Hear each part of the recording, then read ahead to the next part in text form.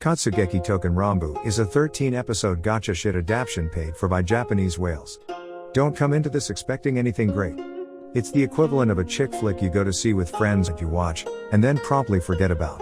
Touken Ranbu even knows it's a shameless advertisement for the game, with PS2 tier CGI. Hey, Patrick. What?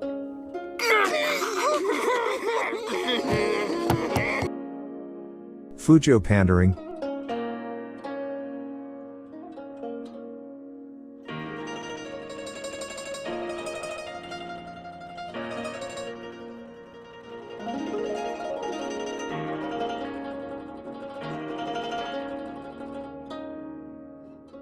And over-the-top sword-based action scenes you can only find in anime or wuxia movies.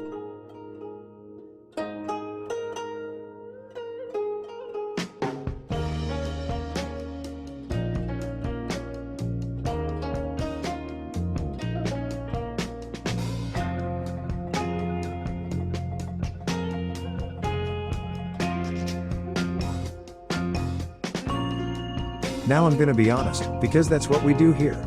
I didn't really like the opening and was hoping that when Horikawa is almost tempted by darkness, we'd get a change. But, alas, the whales couldn't afford a second opening, or the studio didn't want to pay for the animator's rent that month. On a less depressing note, let's talk about the real MVPs of this show, Tonbo Kiri and Mutsu no Kami. In case it wasn't obvious enough, I haven't played the game. So, I have no idea if the anime is hyping up shitty/mediocre units or if these guys are actual MVPs. Hey. Either way, I don't care. They're cute boys, and the anime did them pretty dirty not making them the main characters. Mutsu is fun enough, he could carry a spin-off show alone with either his wife or Tonba Kiri traveling around in his steamship and eating world delicacies.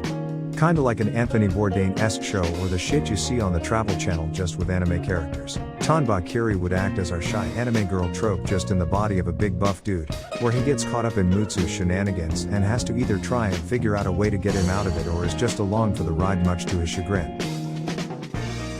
I know I'm mainly husbando-fagging over the side characters, but in all honesty I like the whole squad we got. Except for him, though that's mainly because in my opinion he's introduced too late into the group. Mutsu, Izumi, and Horikawa all take over the plot for him to really have relevance. My boy Yagen wasted almost all of his life energy to have plot relevance in a single episode before getting stomped over by Tonba Kiri. Only for Tonba Kiri to get fucked up by time monsters.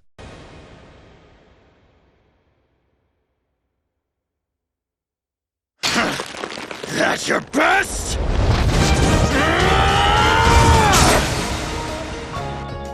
While he's out of commission, these literal who start stealing screen time in our 13-episode adventure. After that, Mutsu steals the show before unintentionally giving Horikawa an existential crisis. All I want to do is get back to the Citadel.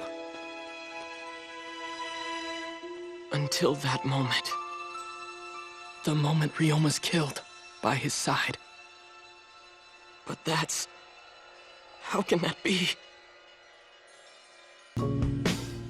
While that's going on, Izumi has to deal with feelings, and then later stop his little brother from fucking shit up. The ending is your standard: the team has to make a final stand against the Horde with backup from every character in the series, which is a trope I fucking love. That's essentially the plot of Touken Ranbu. Your mileage may vary on whether or not it's interesting enough to sit through 13 episodes of. If anything, the show really shines when it's just the boys dicking around instead of all this deep lore and plot. Now some of you geniuses out there might be coming out of the woodwork to tell me, You brain-rotted idiot Fujo, Touken Ranbu. Hanamaru is literally that. To which I counter with, Touken Ranbu, Hanamaru has way too many Shota characters bloating up the cast. I am not sorry, but Shotas and lollies are not for lewd. I also do not care for Hanamaru's art style and much prefer the look of Katsugeki. I'm not asking for much, just big titty ba raw men and bi shonen cuties growing around, aka the women of taste kind of husbandos. But back to how Mutsu no Kami at best. Did I sound lame just now? Not at all. I totally get it. He low-key reminds me of Kyoko in the sense that they're both red. Light tsundere foodies with a strong sense of duty, and cute little fangs. They also happen to be long-range fighters, Kyoko with a chain spear and Mutsu with gun. I don't care what anyone says, The minute a character wields a gun, they're automatically a best. Look at Ryu. He's in Fortnite. That's proof enough. Anyways, I give Katsugeki a C.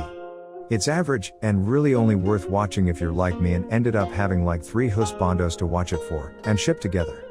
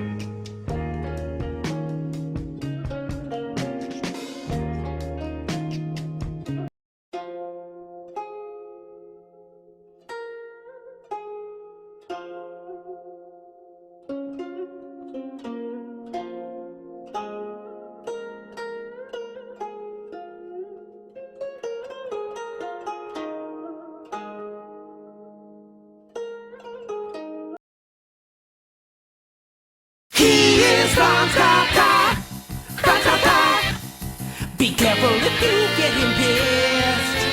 Franz Kafka, he'll smite you with metaphor fists. Right all he can, he's just a man, a warrior of words taking a stand. He grew up very poor, his feelings to the core.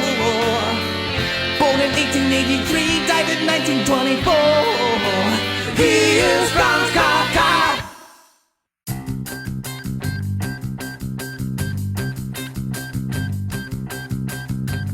I'm a lonely German,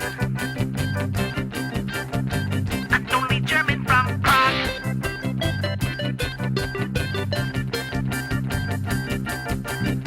I wonder what I'll write about. I think I'll write about bugs.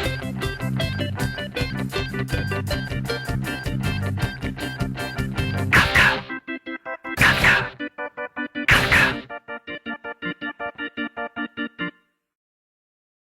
I don't know what's wrong with me, I think I'm turning into a bug. I see double what I see, I think I'm turning into a bug. I ain't got no self-esteem, I think I'm turning into a bug. Bet you $50 on my man, I'm a scholar, I'm turning into a bug. Mama like a daddy, like a baby, like a baby, like a turn into a bug. Yeah, yeah! Franz Kafka!